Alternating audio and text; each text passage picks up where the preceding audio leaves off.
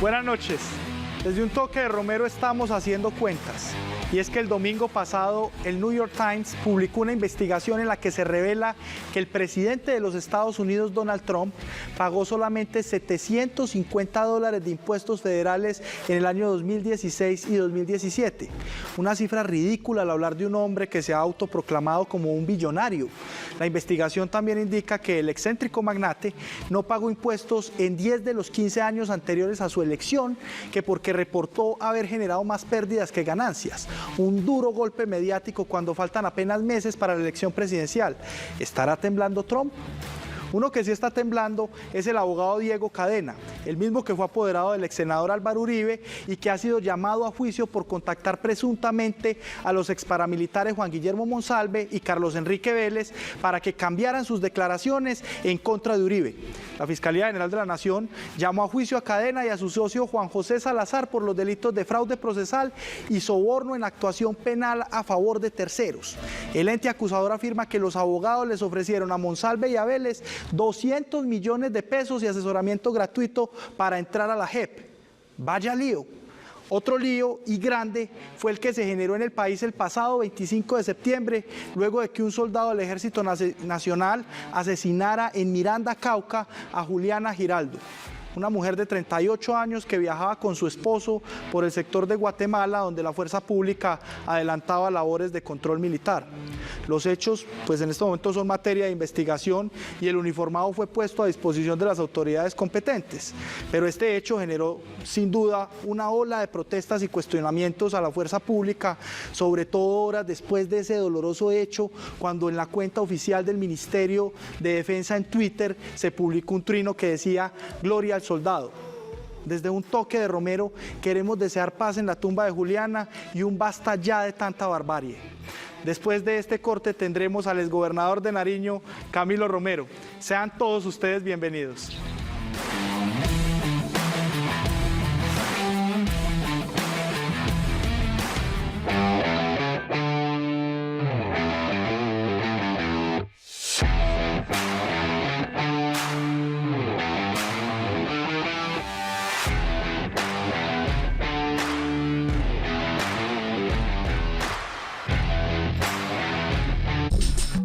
Estás viendo Un Toque de Romero.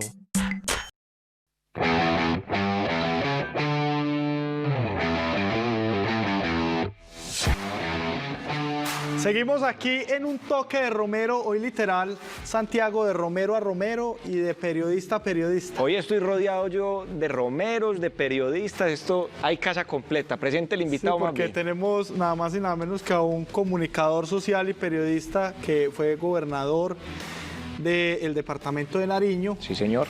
Y que además pues ha sido congresista por el Polo Democrático. Senador de la República. Sí, señor. Fue senador de la República y hoy está en esa baraja de candidatos y precandidatos a la presidencia de la República por el Partido Verde. Sí, es nada más y nada menos que el doctor Camilo Romero. Doctor Camilo Romero, buenas noches, ¿cómo se encuentra usted? Bueno, un cordial saludo a ustedes, muy grato compartir este espacio. De verdad que qué bueno haber recibido esta invitación. Gracias a ustedes por eso y un cordial saludo a todos y todas. Hoy nos vamos con dos toques de Romero, toca. Así es. Doctor Camilo, usted ha desarrollado su carrera, pues, sin duda fuera de Medellín, porque fue el gobernador de Nariño, congresista, pues, en la política nacional y trabajó a sus comienzos como periodista pues en Telesur y en otras partes. Entonces, qué bueno fuera que le contara a los televidentes y a este público medellinense y de Antioquia quién es Camilo Romero. Bueno, hermano, pues ahí se nos va la vida, pero porque ya son varios años, pero a ver, resumiendo un poco, yo me catalogo un ciudadano del común de este país, un ciudadano del común. No somos de los nacidos en cunita de oro, ni mucho menos, no somos los de las cartas políticas tradicionales. Un indignado también de este país que se metió en esta locura de la política, porque este no es un camino, digamos, que tiene toda la sensatez del mundo. Esto es fuerte, es difícil. Si lo haces con rigor, si lo haces en el sentido de la defensa de lo público, de la gente, de la vida, me parece clave. y es fuerte, pues. Así es que fui un ciudadano indignado de Colombia que empezó su actividad política con una irreverencia juvenil. Yo no coincido la juventud, sino con la irreverencia que intente transformar, mover un poco esta institucionalidad que no da respuesta a la ciudadanía. Entonces nos inventamos hace ya muchos años, por allá en el 2001, el movimiento, imagínense ustedes el nombre, se llamaba Tienen Huevo. Políticos, guerrilleros, paramilitares, gobierno tienen huevo. Estamos mamados, perdón la expresión, estamos cansados como ciudadanos del poder, de los políticos, de los guerrilleros, de los paramilitares, del gobierno, de quienes le hacen daño a los ciudadanos del común de este país. Esa fue la primera aparición pública política nuestra, que me parece válido resaltarla porque además esas dos palabras siguen muy vigentes. Hay muchos que se merecen esas dos palabras. Desde ¿Quién, por ejemplo, exgobernador? Al día de hoy, ¿quién tiene huevo? Para ponerle ahí un toquecito picante, no, Romero. Nosotros en esa época nosotros teníamos un juego de internet, imagínense, un juego en la web que se llamaba La Huevocracia, y entregábamos 12 huevos, un panal de 12 huevos para que la gente vote si los periodistas de Un Toque de Romero tienen huevo, o este canal o estos políticos. No, pero nosotros no tenemos huevos. Ministros, y la gente votaba y seleccionábamos los 3 que más huevo tenían en Colombia de acuerdo al voto ciudadano. Eso sería bueno retomarlo como participación de la ciudadanía. Pero bueno, les decía que pues, para mí este gobierno básicamente nacional es quien más huevo tiene, hacerse elegir con banderas incluso de defensa ambiental para hoy protagonizar vergonzosamente ese abanderamiento de causas antiambientales. Me parece que es grotesco con la ciudadanía y con la sociedad colombiana. Sigo, empezamos pues en ese proceso de Tienen Huevo.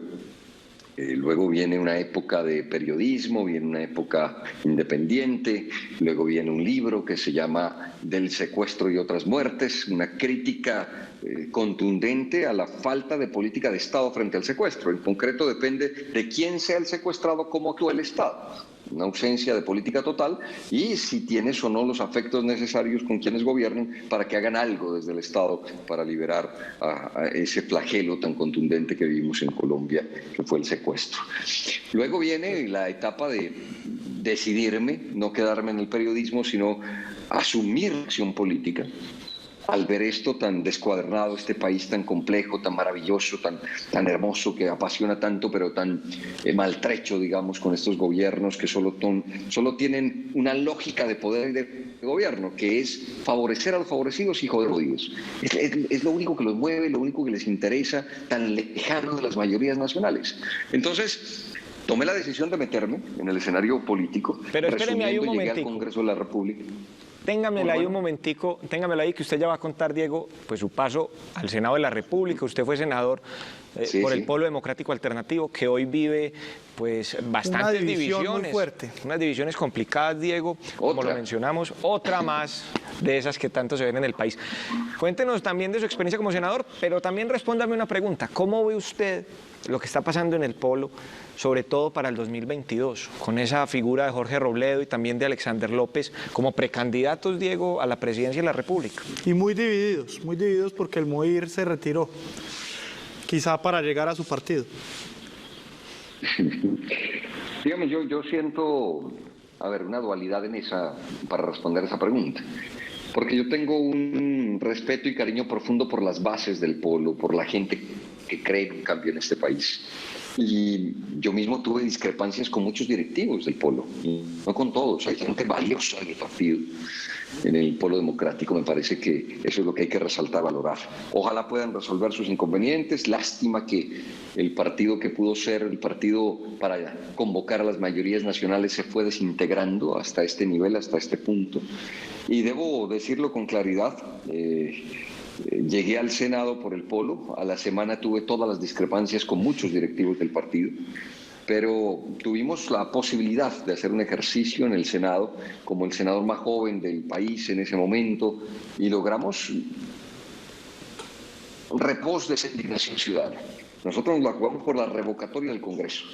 Así es que en esa época, pues, padecí, digamos, los inconvenientes tal vez naturales de ese partido, el Polo, sigue siendo la conflictividad como su sello característico. Una pena a mi modo de ver, no porque no sea deseable el conflicto, como lo decía el gran Estanislao Zuleta, sino porque en la acción política no ser capaces de tramitarlo de buena manera y que la salida y la expulsión sea lo natural en lugar de sumar, de multiplicar, pues sí deja en condiciones muy difíciles a ese partido. Hasta allí llego, pero espero que nos encontremos con la inmensa mayoría de ese partido en una gran confluencia amplia, democrática, progresista, independiente, ciudadana por Colombia. Yo creo que ese debería ser el propósito. Entonces retomo, en el Congreso si algo hicimos fue oponernos a esa lógica de poder y de gobierno. Se los digo con claridad.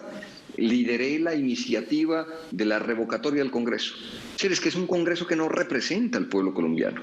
Es un Congreso que tiene unos feudos políticos que consiguen unos votos para llegar a ese escenario político en Colombia, para representar unos intereses minúsculos que no obedecen a los intereses de las mayorías nacionales. Entonces me propuse la tarea de decir que la Constitución debe permitir no solo elegir congresistas, sino también revocarlos, que si no cumplen con la tarea fundamental de defender a la gente, de defender lo público, de defender lo que es de todos, pues tenemos que tener una herramienta los ciudadanos. Salimos, recogimos firmas, fue una campaña ciudadana maravillosa. Para mí la antesala de lo que luego 4 años después es la consulta anticorrupción. Lo nuestro era esa revocatoria del Congreso y se lograron allí bastantes firmas. No logramos el objetivo, pero logramos 1.300.000 firmas de colombianos y colombianas en ese momento. Nosotros ya sin partido, por lo que les decía, los inconvenientes y demás, pero hicimos allí una tarea decorosa. Nos opusimos a esa ley Lleras, liderada por el exministro Germán Vargas Lleras, que pretendía regular lo que debe ser neutro, que es Internet, un Internet neutro que permite una discusión mucho más democrática. Y bueno, es una tarea en el Congreso de la República representando a las mayorías de este país, haciendo un esfuerzo por interpretar esta Colombia profunda. Y luego se da un paso, digamos, ante la imposibilidad de mantenerse en el Senado por los inconvenientes del partido de ese entonces. Pero doctor Romero, yo le quiero hacer una pregunta ahí, porque el panorama que usted está pintando de sus luchas anteriores para llegar a donde está hoy no ha cambiado. Es el mismo. Exacto. Es el mismo. ¿Usted qué propone ante ese escenario? No, mire, hermano, nosotros, le decía, somos unos ciudadanos como la inmensa mayoría de este país. Hicimos ese paso del Senado, luego una precandidatura presidencial, enfrentamos a Enrique Peñalosa, 746.518 colombianos nos acompañaron en una consulta en el 2014, 2.000 personas más que todo el glorioso e histórico Partido Liberal para escoger candidato entre De la Calle y Cristo, para que tengan una idea.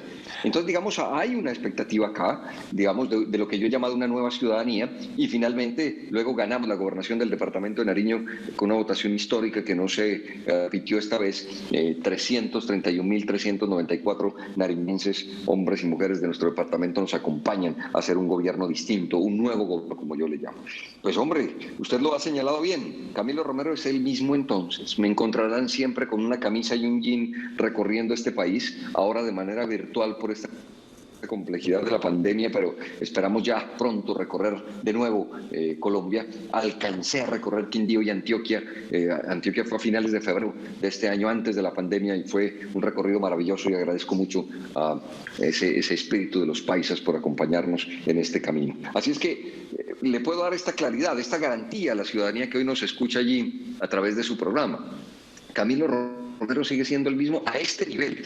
Es que pasó 4 años por el Senado, 4 años por una gobernación, y hoy soy un ciudadano del común, que incluso tiene deudas, como cualquier colombiano, que he tenido que tener momentos complejos como cualquier ciudadano, que la única propiedad que tiene no es un carro, digamos, no es un apartamento, no es una finca, no es una casa, es un Arro modelo 2013, modelo Volkswagen, digamos. Es decir, eso les doy plena garantía. Si un gobernador hace su tarea con el salario que tiene, no se va a volver rico. Hagan las cuentas. Es decir, soy un ciudadano del común que tiene incluso esas complejidades como cualquier colombiano, no me da vergüenza decirlo, porque así vive la inmensa mayoría del pueblo colombiano. Y eso de tener un carro Volkswagen, eso de tener un carro Volkswagen no es parecido a lo de Pepe Mujica. que fue presidente. Este es un poquito más moderno. Bueno. Óigame, lo que pasa es que sí quiero dejar una claridad. Es la garantía de que no hago acción política para enriquecerme como el 99% de los políticos en este país. Es que eso es insoportable para el colombiano. Pero doctor Romero, mire. Tenemos allí las cuentas, hacemos esta acción política. Y por supuesto, somos opositores a esa lógica de poder y de gobierno que nos ha construido como una sociedad vergonzosa ante el mundo, ser el país más desigual de Sudamérica. Eso han construido estos tipos que se creen que creen tan suficientes que son prepotentes con el colombiano del común. Y ya hablamos, doctor Camilo Romero, del Polo Democrático, de su historia, de su lucha, y de esto tenemos que hablar del Partido Verde, que es el partido en el que usted milita en este momento, y usted ya afirmó ser candidato a la presidencia de la República. ¿Dónde? ¿Lo va a hacer usted en esa alianza con Fajardo o se va a ir solo?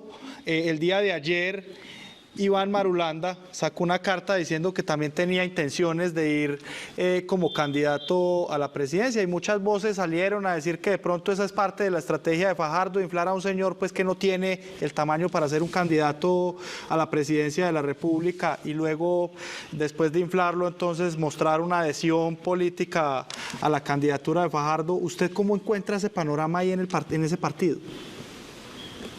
Bueno, yo les dije que el Verde me recibió con fraternidad y por supuesto es un partido diverso.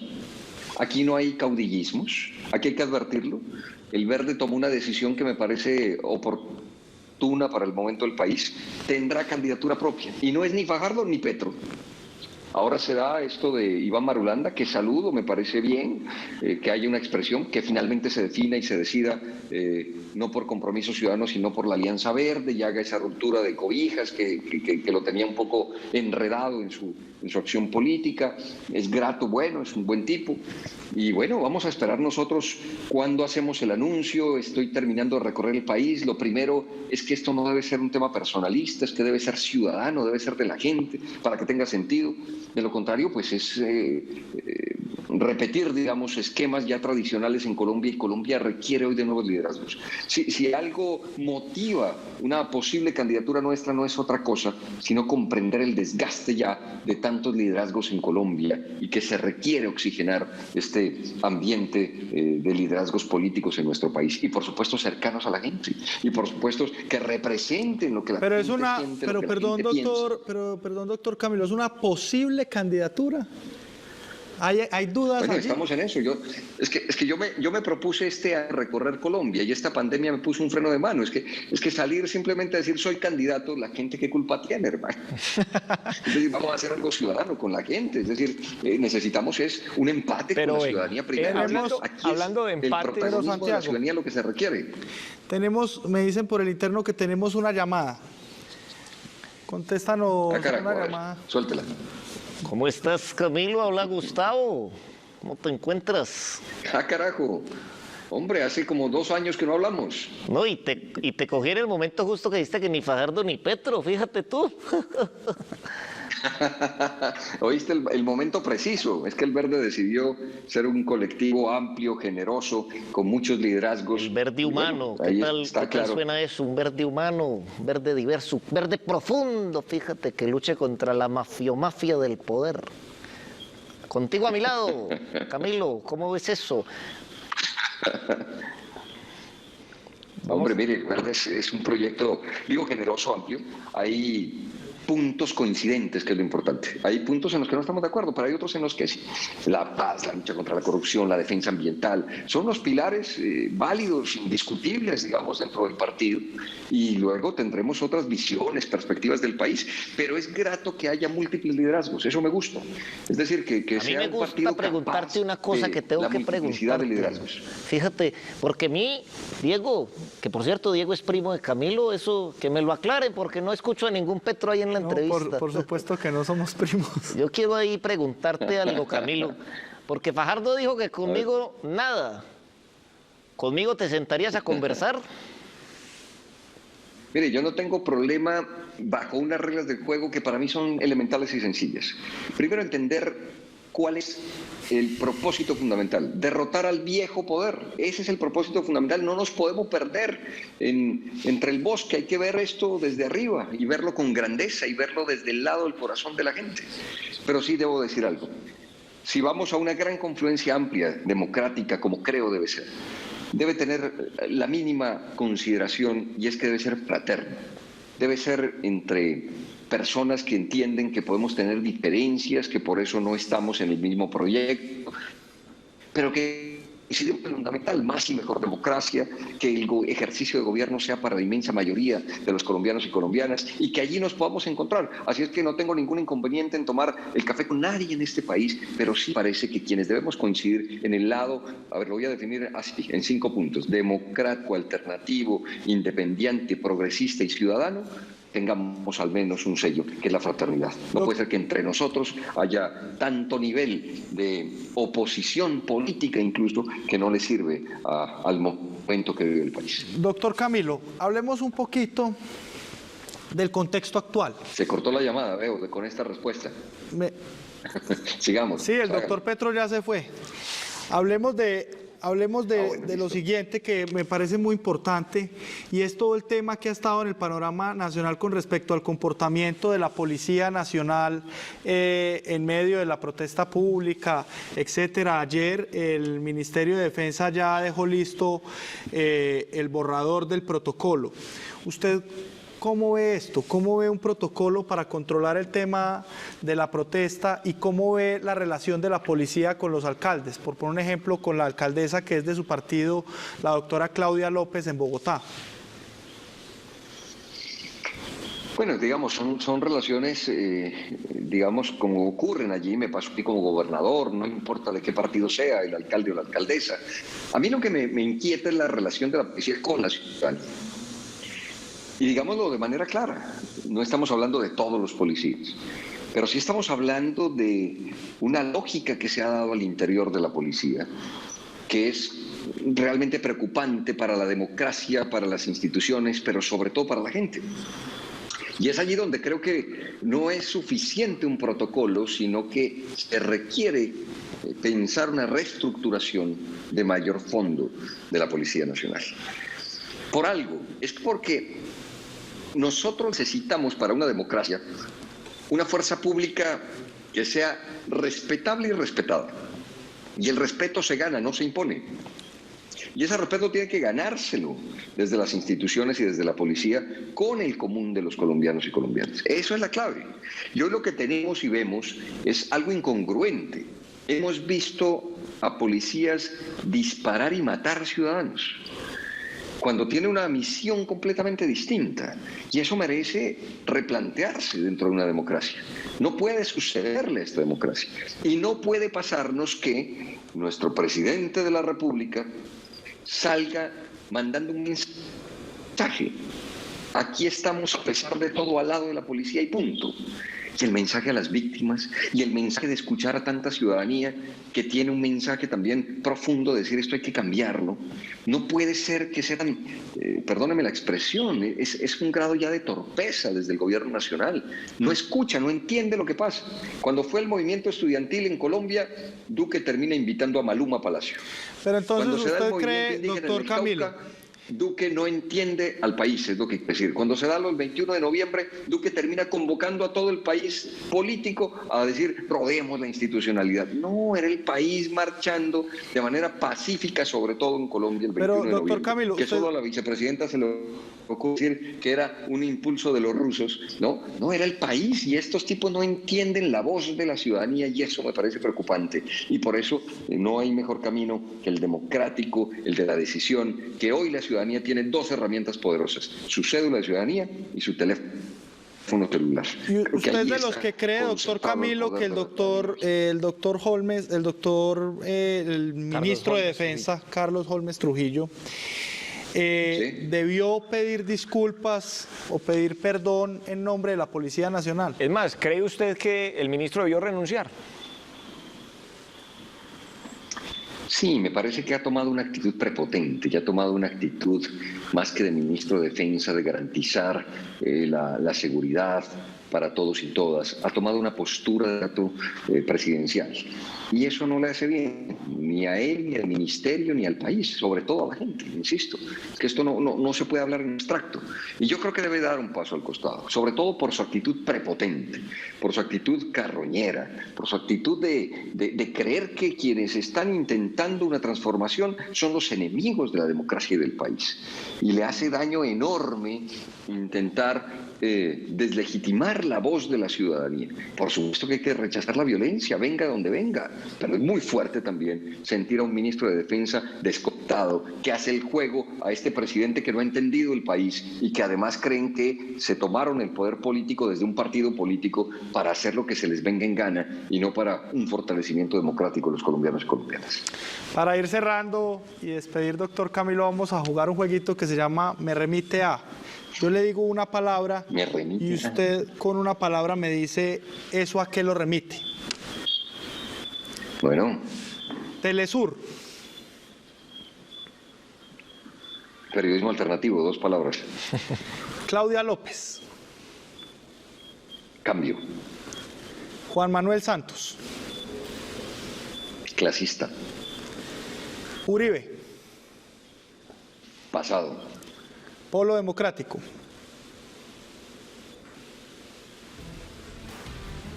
Tristeza. Fajardo. Lucha. Partido Verde. Esperanza.